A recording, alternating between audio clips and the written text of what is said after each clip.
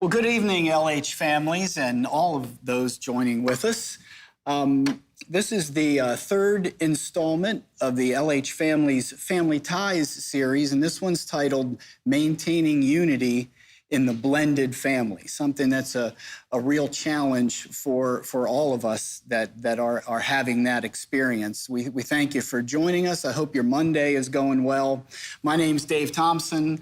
I'm one of the pastors here at Lighthouse Church, and I smell really good this evening, in case you were wondering. This is my wonderful bride, Danielle, and this is Jim and Jackie Vague joining with us. And let's start off, Jackie, with you telling us a little bit about y'all's family. Sure. Well, thanks for having us, first of all.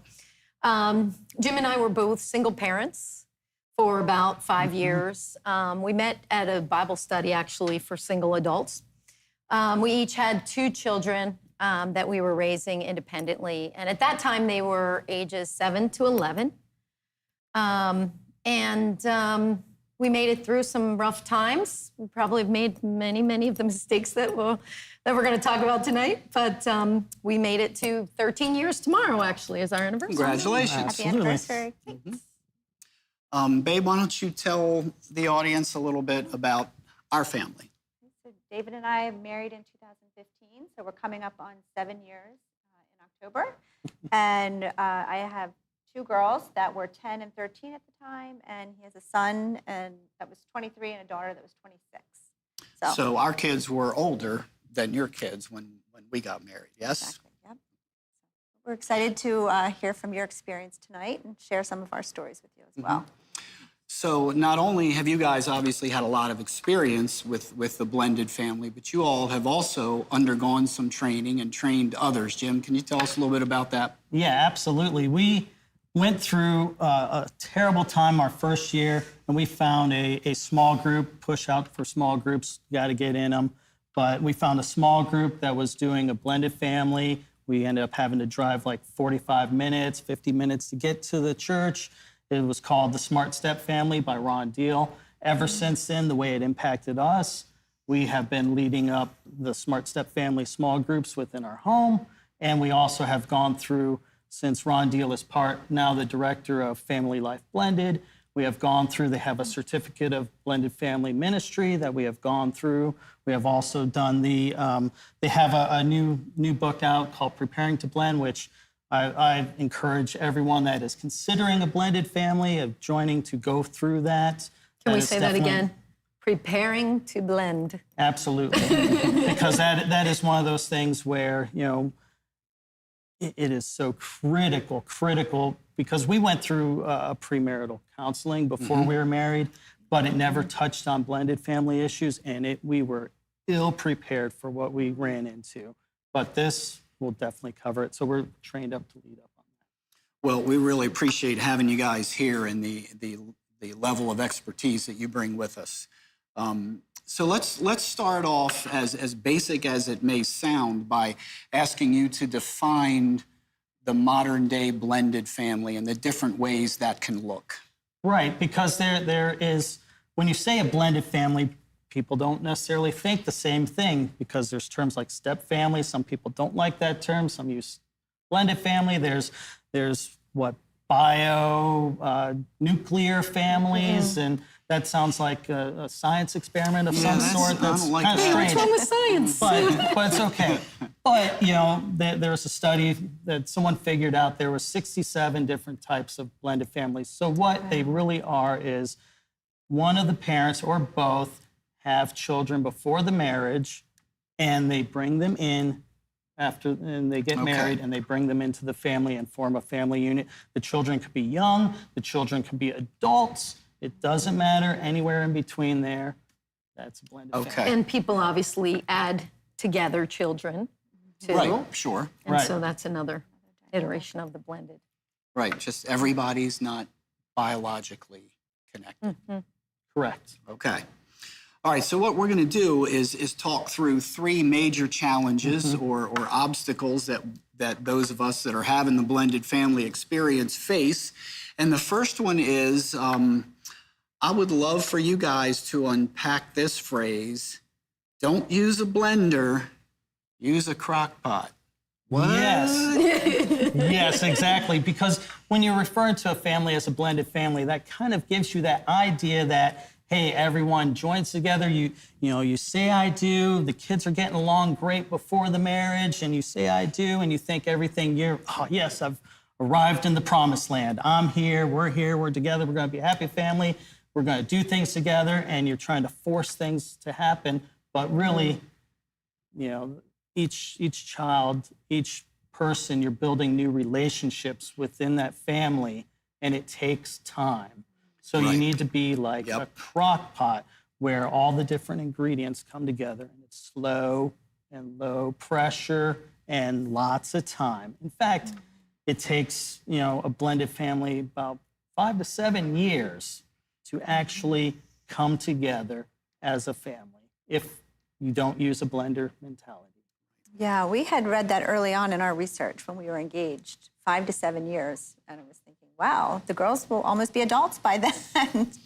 But we have found in our experience that it really did. After 5 years, things started to get very authentic and real, and we had a much better family dynamic.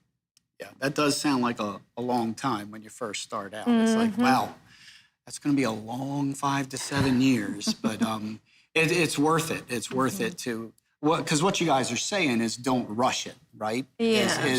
Even though there has to be some intentionality, don't try to force relationships. And some things you just got to let them happen. Yes? Absolutely. That is the way it has to happen, because relationships take time to form, and you just can't force it to happen. You can't come in and say, hey, I'm the dad of the family, or I'm the head of the household. You need to listen to me and all this stuff. It just doesn't work out well. You can kind of imagine, just going back to the analogy for a second, the blender, everybody, and, you know, you lose your identity, you're one, you know, big mess. Whatever the flavor is, there are blades, they're cutting things, people get cut, it's like, but when you are slow and low, like Jim was saying, it's going to be less stress.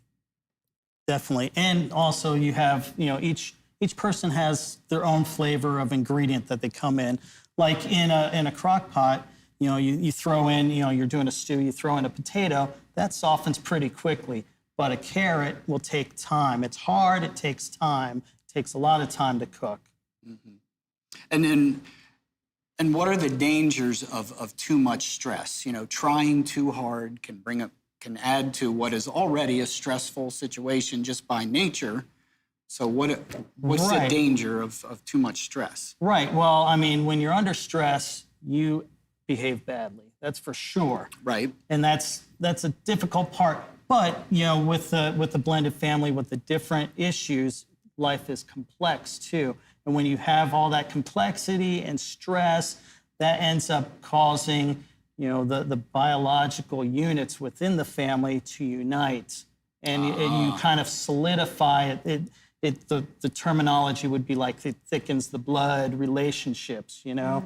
And it creates a us versus them kind of situation, which you don't want to have, because, you know, it sits there and it tears on your heart because, hey, my child is having a hard time. I have a loyalty to my child, but I also have a loyalty to my spouse here where, you know, we said I do, we're here for life, we are in it for the long haul. And that is where you have that wedge that gets put between you. And you have to, you know, if you take it slow and de-stress, you don't get that wedge in between you, and you could unite. You united front in your home. Right. So co-parenting, you know, Danielle and I have often talked about, you know, as a blended family, we have gotten out of God's plan A for the family, right? We marry, we have kids, we stay married for life, we do this thing together for life, but real life comes along and we find ourselves in plan B. And now we have to co-parent the kids, you know, one bio, one not bio. Can you give us some direction and some best practices for that? Well, I mean, I guess the big idea there is that God's plan is that, you know, the husband and wife come first. And the husband and wife are the foundation for the family.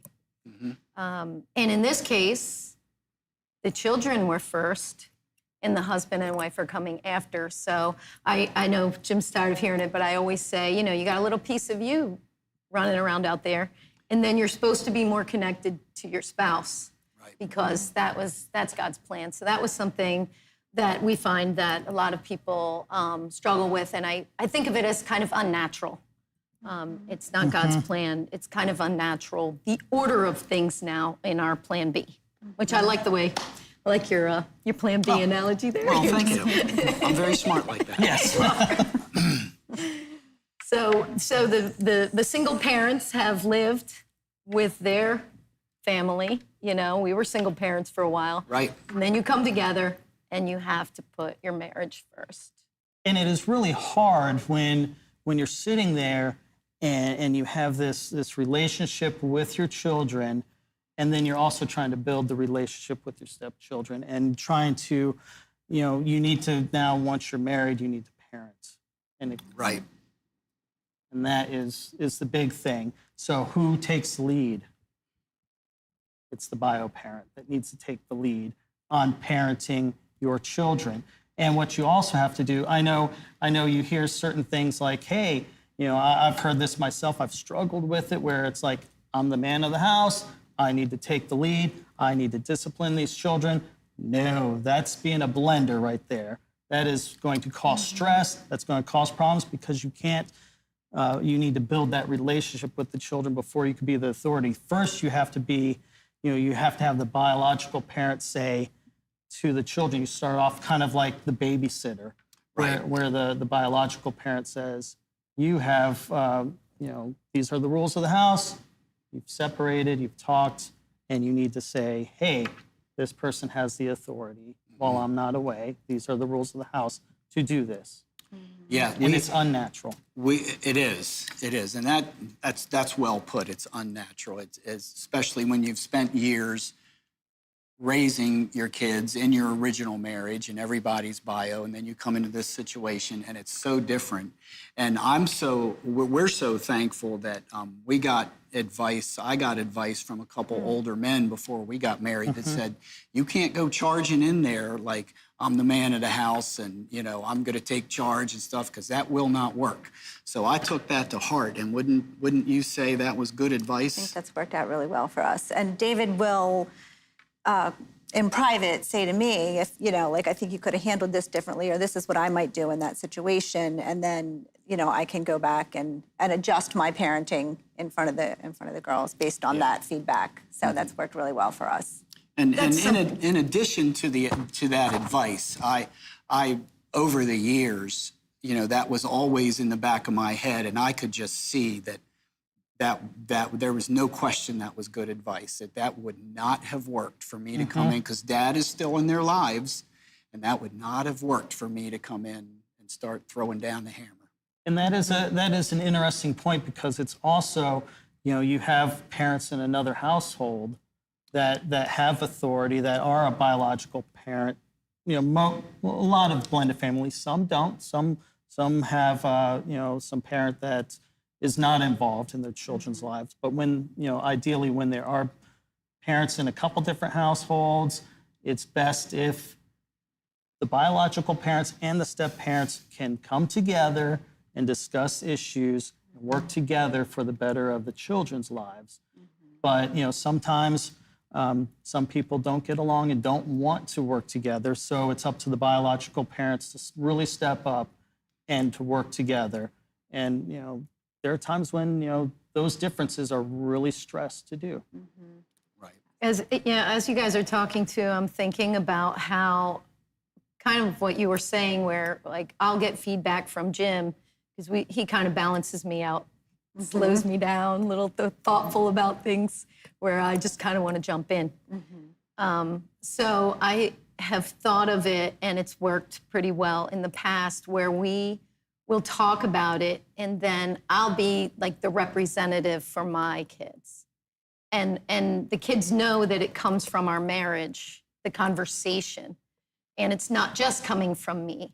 So it's not like my authority with them is not the same, but we've talked about it. Our marriage is first, The kids will know, they will see that, but the voice needs to come from the biological parent. I don't know if that helps, but Yeah. I think of it more that way, like you're the representative because they're yours. Right. Blood. Oh, no.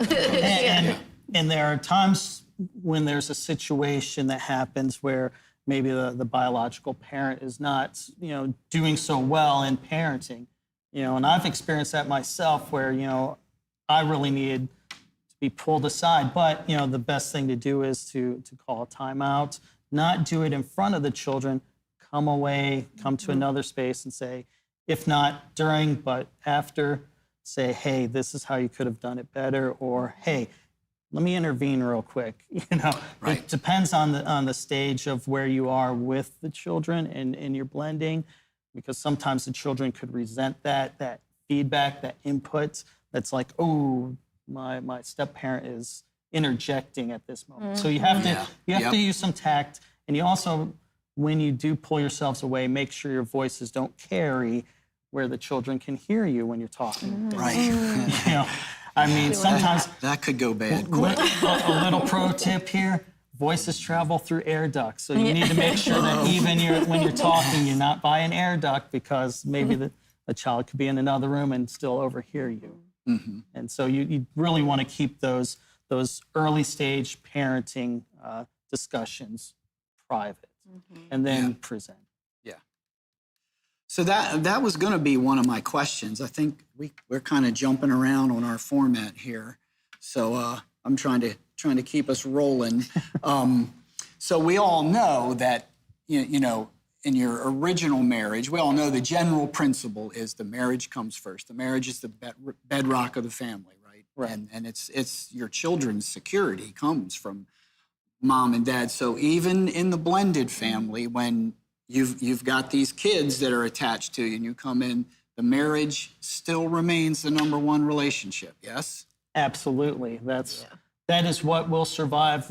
When the children grow up, ideally you raise up great children, they're following the Lord, they go off, live their lives, they get married, and what's left? The marriage is left. And you need to be together and working together, and because you're in it for life, you've committed. That's the commitment. There is no going back.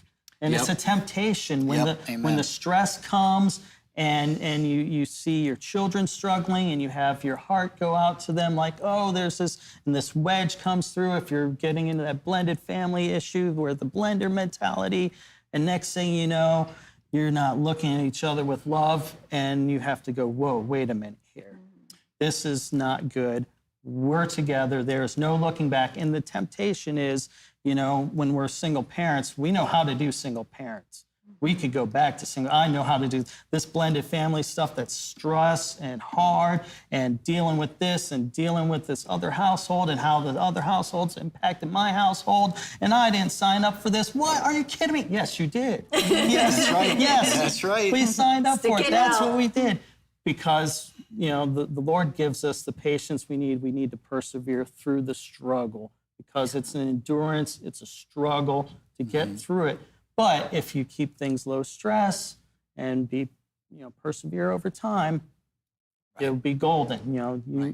You will get there. The promised land, the Israelites wandered how many years? 40 years? In the desert. And then they kept looking back going, hey, maybe I should have, it wasn't so bad being a slave in Egypt. What? Are you kidding me? No. You've crossed over. You're going through. You're going to land in the promised land eventually. Right. Just keep going. I've watched Danielle handle that beautifully, because I didn't have that challenge. Because my kids were old enough that they didn't come into the home with me, so it was just her and her girls. And I've, and you see it. You see the line you have to walk between us spending time together and doing things together, and then her also having to spend time with the girls when it's not the four of us. The four of us have done vacations together and, done things together, but there almost is like a 2 and a 3 that she has to make work, and it all Exactly. hinges on her, and she's done a fantastic job. And I think some families, too, forget about that. Like Ron Deal talks about dating your children. You know, having that individual relationship and Yeah. keeping that going. And then obviously we know spouses should date and keep our relationship strong. But also the idea of dating your children, which was something that we learned as well along the way, because they need to feel included and loved. And it's not something you do intentionally when you're in a As a single parent? A bio family. yes, a bio family. There we go. Well, that is a good thing to do in a biological family. That, you know, it is good for parents to go out and date their children. That is great advice. That's good parenting. And, you know, if you carry that over into the blended family and make sure that you're spending time, individual time with your children, that is a win, because, you know, they're used to all your time. You know, when they're between households, they're used to having only mom or only dad. And then when you get married, then there's that time where, hey, we're not together, you know? Right. I'm jealous, and that causes those alliance problems and other issues.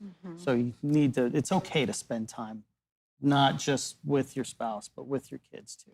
And Right. take your biological unit out, away from the family. You know, it's okay. We'll do that sometimes on vacations when we're all together. I'll take the girls and say, like, hey, let's just do a trip to the zoo today. And, you know, kind of gives him a break from everything. It gives us a break to go just do girl stuff. So, yeah, I think that is very important. Yeah, that works well. And the interesting thing is, when you do those things, you know, you're starting out with that babysitter authority as a step parent, and eventually you get to that aunt or uncle level of authority with the children.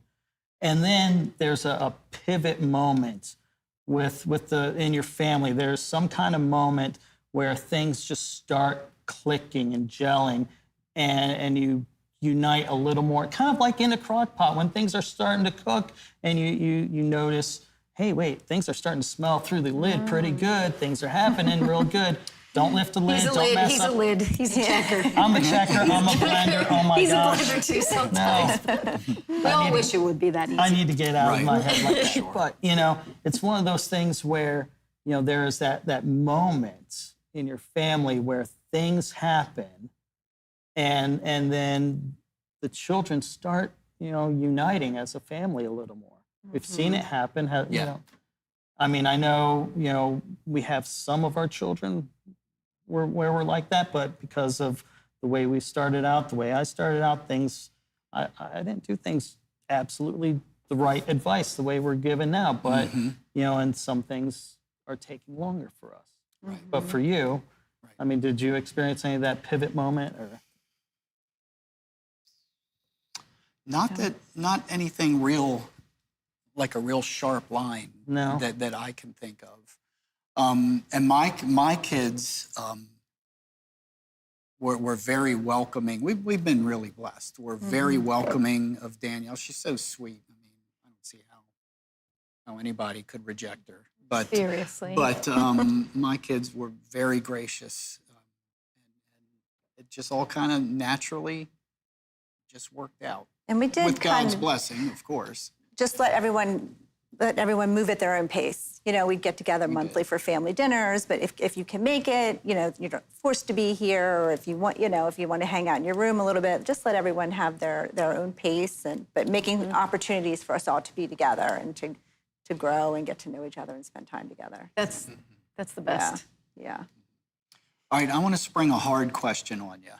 Okay. Because I think this would apply to quite a few people that are in the blended family situation, and it's a tough one. Let's talk about the other parent that's not in the home, right? Okay. The other mom, the other dad. What should our efforts be in relating to them? And when that does not go well, do you guys have any advice or pointers along those lines? Well, you're absolutely right. That is a tough problem. It is. And because there's history there, Right. with the biological parents, and, you know, let's face it, if things worked out well, let's say they were married and divorced, you know, there's a history there of some rough disagreements. Right. and some rough problems. So, what you have to do, Number try one. to be Number one. be absolutely mature, and Okay. and you need to try to Darn it. cooperate as much as possible. As much as it is up to you to live in peace. Live in peace. Right. But Amen. one of the things that you definitely need to do is, you need to work on agreeing. And if you cannot agree, you have a weekly meeting or as often as you can meet to just be businesslike. If you cannot agree, if you don't like each other, you just need to be business. And that's a big ask. I mean, I don't know It a can whole be, lot of yeah. people that can sit with their ex and like decide on things, you know? So you just have to remember that that's an ideal, really. Wouldn't you say? That is To absolutely. sit and be able to communicate. I know we didn't have that with our others, our ex-spouses. But the other issue is, if you can't, communicate, discuss things, you can, type up emails, especially if, there is misunderstanding of what's being said. You have to be careful not to throw it back at someone like, well, you said this here. But, it's good to write out and be clear what you're meaning, what your intention. Reread And- it a couple times before you hit send. Share with your spouse so they get the perspective. And What we have done is I'm an engineer. I don't speak clearly all the time, and I think I'm being clear, but I'm not. But what I would do is write an email and say, okay, Jackie, could you look at this? Does this come off sounding bad? Because she can look at it without all the emotion. Right. Is this going to be received well? Am I communicating clearly? Am I doing the things that express what needs to be expressed, working out to work things for the benefit of the children? And some of the things when you're talking with the other parents, is you need to really try to get the emotional disagreements and the feelings that you have out of the picture as much as possible. And if you can't talk in a peaceful manner, at least get to a point where you can. And even if it's in an email or whatever, to be peaceful. Because at the end of the day, it is for the benefit of the kids. That's the end goal, is correct. to benefit the children and to raise up good, healthy children into good, healthy adults. And as well as you can cooperate as parents, that's the end goal. And I think ultimately you end up with a peace too, if you've communicated with restraint and, with the goal of Maturity. that, it builds your character through that process. But the other thing is also like when you're talking, within the step-family home, when you're trying to initially discuss how you're parenting within your home, you don't want your children overhearing before you present, the Unify front. You don't want the children overhearing disagreements between the bio parents in the different homes and arguing. Right. And you may even have to say, listen. Read the email in private. oh, yeah, we had that. Or just talk. If we're talking, let's talk in private, even if we're over the phone. Let's make sure the kids aren't around. aren't involved in the middle. Don't put the kids in the middle with your disagreements and work together. But And there you are know- times where you just absolutely can't agree. Correct. And that is so difficult. This, you know what this is reminding me of? Oh, no. I can see the pain on your face. You have to remember too that in your home, you have control, but you don't have control in the other home. So don't say tough. negative things about the other home. Try to work, which Jim has said a few times. But just remember that your children they're like citizens of two different countries. Yeah. And they've got That's their home with their other parent, and a lot do. We shouldn't actually say that because some have lost their other parent, some have Right. never had another parent. But Right. but if you've got the two homes, but they're very resilient. They learn the rules and regs over here and the social mores and how we do things. And there's just a transition time usually between homes. But I started out saying, remember, you have control over yourself and your home, but you don't have control over theirs. So you just have to be cognizant of that. Right. And that can be a struggle. That's You tough. can work to influence your children and work on, especially if there's, you're trying to raise a Christian home here and there's a non-Christian belief in the other home. You can have all the influence you have while you have your children to influence how they behave outside of the home. Right. And I just want to reiterate one more time, you guys said it, but I think it's that important, is never say anything bad about the other parent in the other home. As hard as that may be, because those kids are going to grow up and they're going to remember how we all conducted ourselves in the midst of all this, and we want to be good examples for them throughout the whole time. I want to hit one more thing, and if any questions don't come in, we'll bring this puppy in for a landing. What about titles as far as what the non-biological children call the non-biological mom or dad? Are there any rules for that? Do we want to force mom and dad, or do we just let anything happen? I like the term bonus. Bonus mom, bonus daughter, bonus son. Not everybody Okay. likes that. In place of But stepson, it's, stepdaughter. instead of talking about Okay. them that way. But some people, prefer to just be, matter of fact, it's my stepdaughter, my stepson. But how about what the kids And call the kids you? calling us, we kind of stuck with Mr. Jim and Miss Jackie. But that refers to at the very beginning. One thing with the preparing to blend, that's a major suggestion for a win, is to sit there and you have an activity before you get married. And if you're already married, it's okay. Come together. Here's a family activity. What do we call each other? And that delivers respect within your home to every individual. And also, hey, what are you going to refer to me when your other parent is around? What should I refer to you as? How are you going to refer to me to your teacher, to your friends? Would you like me to refer to you as by your name, or as my stepson, or as my son, or my daughter, or whatever, my bonus? What do you want to be called? And, some may be a potato where, they're nice and soft quickly, and they're like, okay, yeah, I'm good with calling you dad. Whatever. Yeah. And we've run into somewhere, they're like, yeah, I've heard of the stepdad and the biological dad, the child referring to them both as dad when they're around. Hey, this is my dad and this is my other dad. Yeah. They're both my dads. And some are like, nope, you're Jim. That's it.